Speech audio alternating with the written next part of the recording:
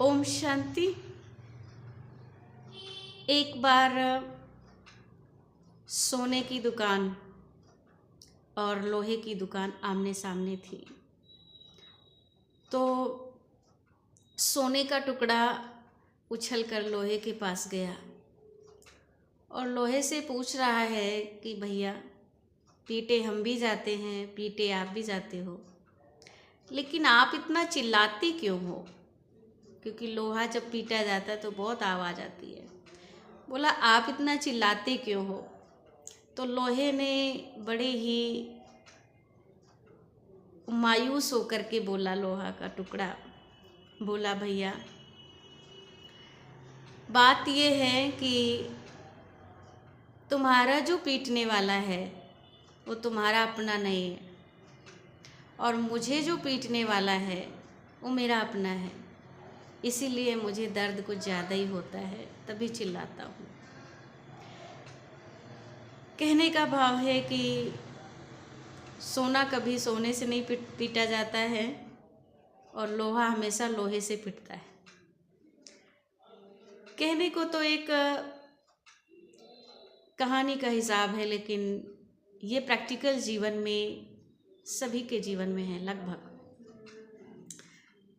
लोहे ने जो जवाब दिया कि मेरे अपने ही पीटते हैं, तो आज की दुनिया में हमें जो दुख मिलता है, जो परेशानी मिलती है, कहते बाहर वाला देता है इतना दुख नहीं होता है। बहुत सारे लोग ऐसे बोलते हैं, लेकिन आज मेरे अपने ने ये बात कही तो मेरे दिल को बहुत चोट लगी। मैं बहुत हर्ट हो गया, मैं बहुत परेशान हो गई। मेरे अपने ने ऐसी बात बोली। परमात्मा ने कहा कि जब हम मेरा मेरा कहते हैं, मेरा फलाना मेरा मेरा, तो दुख आना ही है। आज की दुनिया में कोई भी ऐसा नहीं है कि संपूर्ण सतो प्रधान हो, संपूर्ण गुणों से भरपूर हो। हर एक को हर एक से कोई ना कोई चाहना रहती है। स्वाभाविक है, जब चाहना पूरी नहीं होती हैं तो व्यक्ति क्रोध करने लग जाता है, परेशान होने लग जाता है, बोलने लग जाता है, व्यवहार ऐसा करता है। तब कहते कि अपनों की चोट ज़्यादा लगती है। भगवान ने कहा कि हम सभी एक यात्री हैं और यहाँ पर हम सब यात्रा कर रहे हैं, पार्ट प्ले कर रहे हैं। पार्ट प्ले करते समय हमें ये ध्यान रखना है कि संसार में मेरा कोई भी अपना नहीं है। अपना अगर है, हमारा जो आत्मा का रिश्ता है वो परमात्मा के साथ है, और परमात्मा का जो प्यार है अनकंडीशनल लव है, उसका कोई कंडीशन नहीं है। सागर है। तो इस संसार में रहते हुए हमें अपना समझना है, अपने निराकार परमात्मा को, और सबके बीच में होते हुए जैसे जैसे हम अपने आप को आत्मिक स्मृति में स्थित करते हैं और परमात्मा को याद करने लग जाते हैं, तो हमारे जीवन में सुख शांति आने लग जाती है। संसार में सुख शांति के लिए लोग क्या करते हैं? यज्ञ करते हैं, तप करते हैं। यज्ञ, आज के महावाक्यों में यज्ञ की बात बाबा ने की है। दुनिया में यज्ञ जो करते हैं, वो यज्ञ जो होता है उसमें बहुत प्रकार की आहुतियाँ डालते हैं, बहुत सारी चीज़ें डालते हैं। क्या कहते हैं कि हमारे घर का कलह क्लेश मिट जाए। तो कलह क्लेश तो हमारे घर का तब मिटेगा ना, जब हम अपने अंदर योग की ज्वाला जलाएंगे। योग का जो यज्ञ है, यज्ञ में हम आहुति डालते हैं और कहते हैं कि हमारा जो घर का वातावरण बहुत अच्छा हो जाए। कैसे अच्छा हो सकता है जब एक घर में 4 लोग हैं, चारों की मतें अलग अलग हैं, चारों की सोच अलग अलग है, विचारों में बहुत बड़ा अंतर है। तो यज्ञ करने से आप सभी बताइए क्या वास्तव में परमानेंट सुख शांति रहती है? अगर नहीं रहती है तो उसका कारण है हमें कौन सा यज्ञ करने की ज़रूरत है। उसका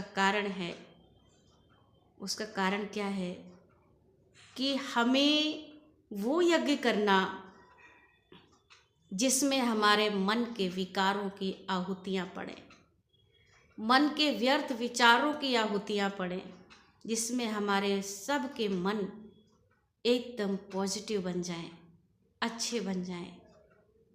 ये यज्ञ हमें करना है। और जब ये यज्ञ करेंगे तो कभी भी अपनों से दुख नहीं मिल सकता है, कभी भी नहीं। जब एक दूसरे के भाव मिलते हैं, विचार मिलने लग जाते हैं, बुराइयां सब इस यज्ञ में स्वाहा कर देते हैं, तो वो कौन सा यज्ञ है? वो यज्ञ है जब हम आत्मा को अपने याद कर कर रियलाइज करेंगे कि मैं एक आत्मा हूँ, और लगन की अग्नि जलाएंगे, अपने परमात्मा मिलन की अग्नि जलाएंगे। जब दोनों शक्तियाँ एक साथ जुड़ेंगी तो उससे अग्नि प्रकट होगी। उस अग्नि में हमारे जो भी विषय विकार व्यर्थ विचार हैं वो सारे खत्म होंगे, कोई खर्चा नहीं होगा उसमें।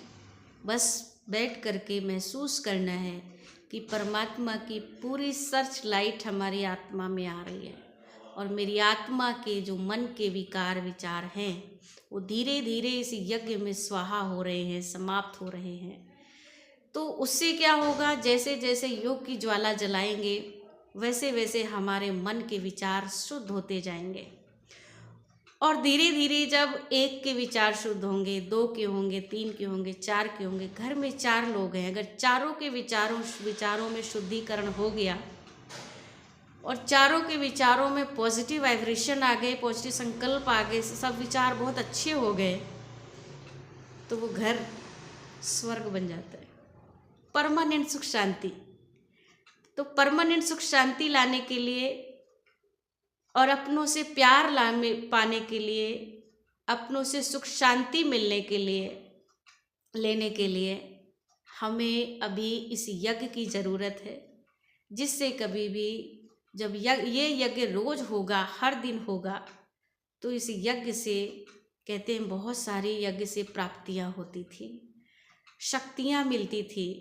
तो धीरे धीरे हमारे अंदर शक्तियां आती जाएंगी, सहन शक्ति है, बहुत सारी प्राप्तियां होंगी। जैसे जैसे ये यज्ञ पूरा होगा वैसे वैसे इस संसार में हर एक घर में सुख शांति से भरपूर गंगा बहेगी। तो इसलिए अभी हमें सोचना है, हमें अपनों से दुख ना मिले, अपनों से परेशानी ना मिले, हमें हर्ट ना करें।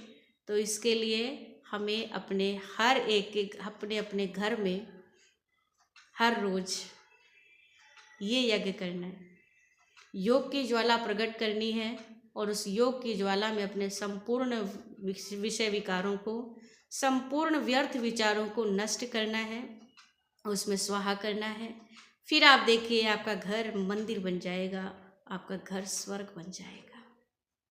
तो इसलिए सदैव परमात्मा की याद की लगन की अग्नि जला करके रखें और अपने आप को संपूर्ण सत्व प्रधान सुख शांति से भरपूर आत्मा बने और सबको